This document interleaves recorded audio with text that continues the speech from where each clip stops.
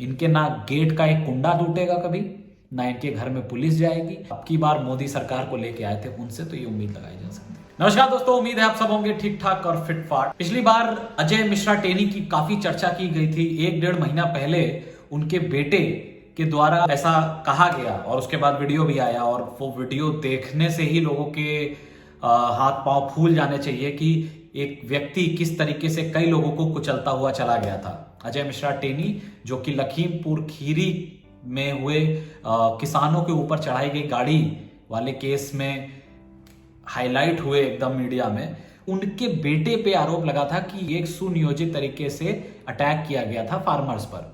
Recently SIT की एक report आई जिसमें एसआईटी ने, यानी सरकारी एजेंसी की पुलिस ने ये कह दिया कि भैया मिश्रा टेनी पे जो एक्सीडेंट का चार्ज लगा है उसको कन्वर्ट करके अटेम्प्ट टू मर्डर और मर्डर का चार्ज लगाना चाहिए, क्योंकि एक क्रिमिनल कॉन्स्पिरेसी के तहत ये पूरी घटना अंजाम दी गई। अब इस पर जब कोई पत्रकार पूछने चला जाए, वैसे भी आजकल पत्रकारों के गले तक तो फंसा रखा है सरकार ने, तो पूछ नहीं पाते, और जिनके पूछने की ताकत थी उनको इतना मदमस्त कर दिया है कि वो वैसे ही खुश रहते हैं। एक आध जो गली कूचे में बेचारे दौड़ते फिरते पत्रकार हैं ग्राउंड पे, उनमें से एक कोई एबीपी गंगा के पत्रकार थे जिन्होंने पूछ लिया अजय मिश्रा टेनी से आपका क्या कहना है, ज्यादा भी नहीं पूछा। तो इतने में बौखला गए होम मिनिस्टर एमओएस हैं, गवर्नमेंट ऑफ इंडिया के मिनिस्टर हैं, वो बिफर करके ये बोल रहे हैं कि कितनी गंदी मीडिया है।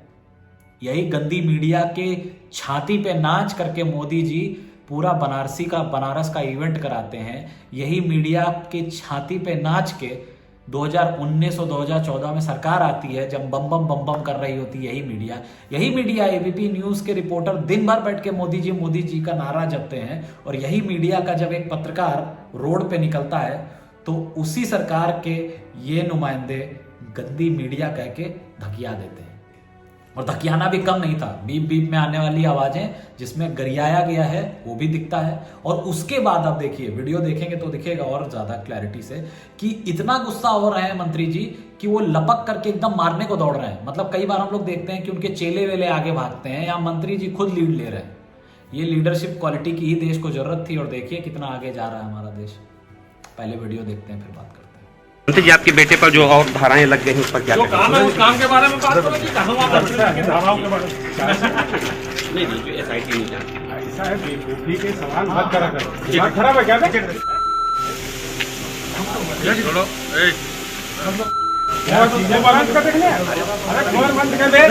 इस वीडियो में हमने देखा ना किस तरीके से मारपीट करने पे उतावले हैं ये मंत्री जी, और इनका ट्रैक रिकॉर्ड तो इन्होंने पहले दे दिया था। जब वो घटना हुई थी फार्मर्स वाली, उसके पहले एक सभा को आयोजित करते समय यही होम मिनिस्टर एमओएस साहब ने कह दिया था कि फार्मर्स हमसे ज्यादा बदतमीजी ना करें, नहीं तो मेरा पुराना ट्रैक रिकॉर्ड तो जानते हैं। मतलब समझ लीजिए कितने बड़े गुंडे हैं, और ये हमारे होम मिनिस्ट्री में बैठे हैं, ये पुलिस को चलाते हैं, यानी क्रिमिनल्स को पकड़ने की जिम्मेदारी क्रिमिनल्स के हाथ पे दे दी गई है, और हम वाह मोदी जी वाह करते घूमते हैं।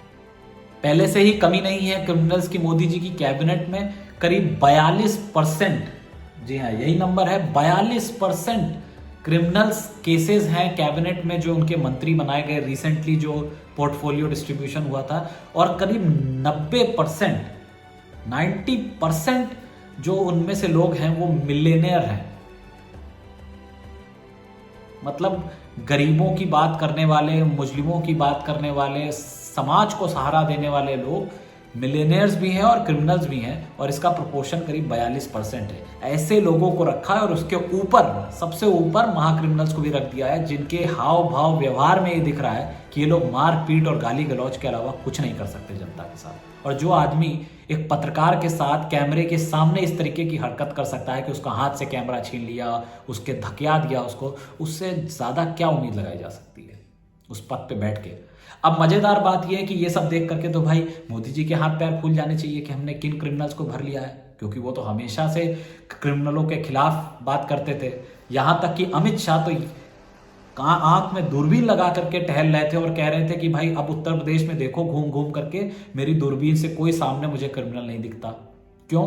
क्योंकि उनके पीछे खड़े हैं ना ये लोग, तो ये तो उनके साथ सपोर्टर पीछे खड़े हुए हैं, इनको कहां आगे दिखेंगे। इनके साथ उठ बैठ रहे हैं तो आगे दिखने का सवाल नहीं है, और जो आगे दिखेंगे उनके घर ढहा दिए जाते हैं।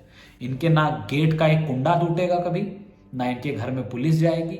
आप सोचिए, जिस गाड़ी से इस घटना को अंजाम दिया गया था वो अजय मिश्रा टेनी यानी इन्हीं मिनिस्टर्स के नाम पे थी। आप अपने स्कूटर से निकलिए और किसी को ठोक दीजिए, शाम तक वो आदमी आपको, आपके स्कूटर को, सबको धर के ना बैठा ले तो कहिए, लेकिन इनको कुछ नहीं होगा। इतना हाई प्रोफाइल कांड हुआ, पूरे देश में चर्चा हुई, लेकिन अजय मिश्रा टेनी का अभी तक पोर्टफोलियो और प्रोफाइल मेंटेन्ड है। अभी भी वो MOS होम मिनिस्टर है, ना किसी प्रधानमंत्री को इसकी चिंता है और ना किसी मुख्यमंत्री को इसकी चिंता है। मुख्यमंत्री तो उनमें से हैं जिन्होंने पहले ही अजय मिश्रा टेनी को एक क्लीन चिट दे रखी है, उनके खास और प्यारे टाइप के लोग हैं ये, तो उनसे तो ज़्यादा कुछ सवाल करने की ज़रूरत ही नहीं किसी को। लेकिन प्रधानमंत्री जो कि स्वच्छता, सदाचार और देश में क्रिमिनल्स के खिलाफ अब की बार मोदी सरकार को लेके आए थे, उनसे तो ये उम्मीद लगाई जा सकती थी। अब आगे देखना होगा कि कब इनके बेटे को सजा देती है कोर्ट, और अगर ये पूरा प्रूफ हो जाता है तो अभी मुझे बहुत डाउट है कि ये इतने आसानी से चीज़ें प्रूफ हो जाएं, और अगर सजा मिल जाती है तो क्या अजय मिश्रा टेनी का पोर्टफोलियो कब तक मेंटेन रहेगा, ये भी देखने वाली बात होगी। क्योंकि वो जिस पोजीशन पे बैठे हैं वो पूरी प्रक्रिया को वो वहाँ से हिला सकते हैं, वो पूरी प्रक्रिया को डिस्टॉर्ट करने की कैपेबिलिटी रखते हैं as a MOS home minister. आप जनता के खिलाफ तो सारे एक्शन पुलिस धुआंधार तरीके से ले रही है, तभी मोदी जी और उनके योगी जी खूब वाहवाही कर रहे हैं उत्तर प्रदेश पुलिस की। खास जनता के लिए क्या इंतजाम है, इसके बारे में हम आगे देखते हैं। अगर आपको ये वीडियो अच्छा लगा तो इसे लाइक करें, शेयर करें और चैनल को सब्सक्राइब करें।